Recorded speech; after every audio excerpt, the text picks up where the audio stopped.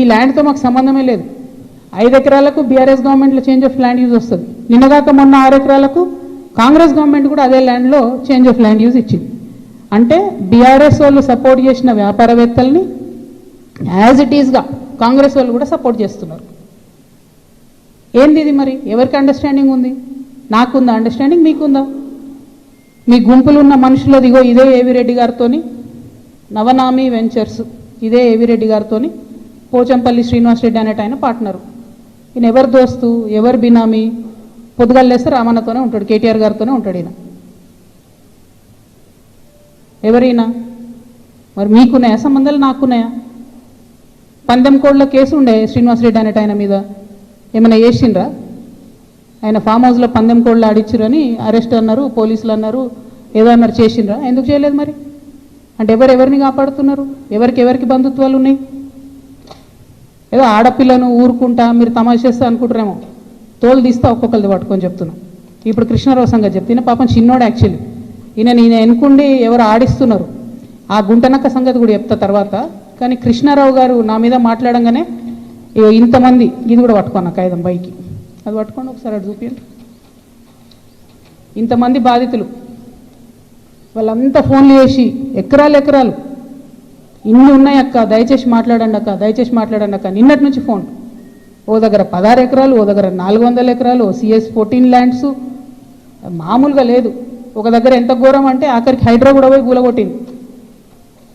ఇక ఇంకొకటి క్లియర్గా చెప్తా పట్టు, ప్రణవ్ ప్రణీత్ కన్స్ట్రక్షన్ ఒకటి ఉంది. ఎంత ఘోరం అంటే ఇది, ఇంట్లో కృష్ణారావు గారి అబ్బాయి, నాకు అబ్బాయి పేరు చెప్పడం ఇష్టం లేదు ఎందుకంటే ఆయన పాలిటిక్స్లో లేడు కాబట్టి, కృష్ణారావు గారి కొడుకు ఆయన డైరెక్టర్గా ఉన్నప్పుడు ఈ 70 ఎకరాల వెంచర్, ఇది పెద్ద వెంచర్, 70 ఎకరాలు మీకు కనబడుతుంటుంది. మొత్తం విల్లాలు కట్టిరు, ఇది పట్టుకోబెట్ట, మొత్తం విల్లాలు కట్టిరు, అన్ని A to Z విల్లాలు కట్టిరు. ఇలా ఎన్ని అలిగేషన్స్ ఉన్నాయంటే, ఇక్కడ నేను ఎల్లో మార్క్ చేసిన రోడ్ మొత్తం గవర్నమెంట్ రోడ్, అది కబ్జా, అది లోపలనే ఉంటుంది, దాని చుట్టూ కాంపౌండ్ వాల్. ఇక్కడ అసైన్ ల్యాండ్స్ ఉన్నాయి, అది కబ్జా. ఈ మధ్యలో చెరువు ఉంది, ఈ చెరువు 10 ఎకరాలు ఉంది అని చెప్పి, 10 ఎకరాల చెరువు ఇది అని చెప్పి ప్రభుత్వం సర్టిఫికేట్ ఇచ్చింది. 2021లో ఇది అఫీషియల్గా రెరాకి ఇచ్చిన డాక్యుమెంట్. నేను మీలాగా ఆగమాగం ఎడ్డెడ్డి మాట్లాడా, దొంగ డాక్యుమెంట్లు చూసి అసలే మాట్లాడా. 2021లో మీ కంపెనీ నుండి మీరు రెరాకి ఇచ్చిన దాంట్లో మా వెంచర్ మధ్యలో ఉన్నటువంటి చెరువు 10 ఎకరాలని మీరు చెప్పారు. అయిపోయిందా? అదే మళ్ళీ 2021లో 2024 వచ్చే వరకు ఏమవుతుందంటే ఆ చెరువు 6 ఎకరాలకు వస్తుంది. అంటే 4 ఎకరాలు ఎవరు మింగిన మధ్యలో?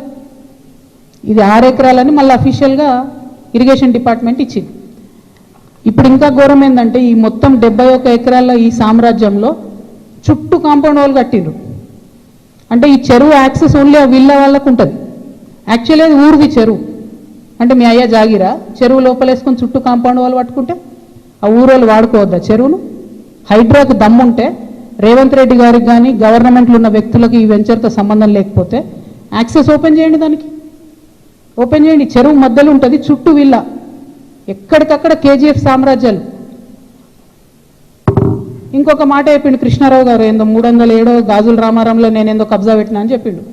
అది కబ్జా పెట్టింది నువ్వు వివేకానందే కదా, వివేకానంద గారు కదా, KP వివేకానంద. ఎవరు పోయినా చెప్తారు ఆడ అడిగితే. నేను కూడా పోయి వచ్చిన మొన్న హైదరాబాద్ పోయి కూలిస్తే. CS 14లో ఎట్లయితే నువ్వు చిన్న చిన్న పేద బిడ్డలని 80 గజాలు 100 గజాలకు ల్యాండ్ అమ్ముతున్నావో, దొంగ రిజిస్ట్రేషన్స్ ఆ కాగితాలు సృష్టించి, అట్లనే గాజుల రామారంలో కూడా అదే చేస్తున్నారు. 80 గజాలు 100 గజాలు పాపం వాళ్ళు కష్టపడి సంపాదించుకున్న డబ్బుతోని మీరు అమ్ముతున్నారు, దగ్గర ఉండవి మీరు అట్లా సెటిల్మెంట్స్ చేస్తున్నారు. ఇప్పుడు ఏమవుతుంది, సడన్గా హైడ్రాన్ మేము మాసంటోళ్ళం తిట్టగానే పోయి ఆడ పేదవాళ్ళ గుడిసెలు కూడా కొడతాడు.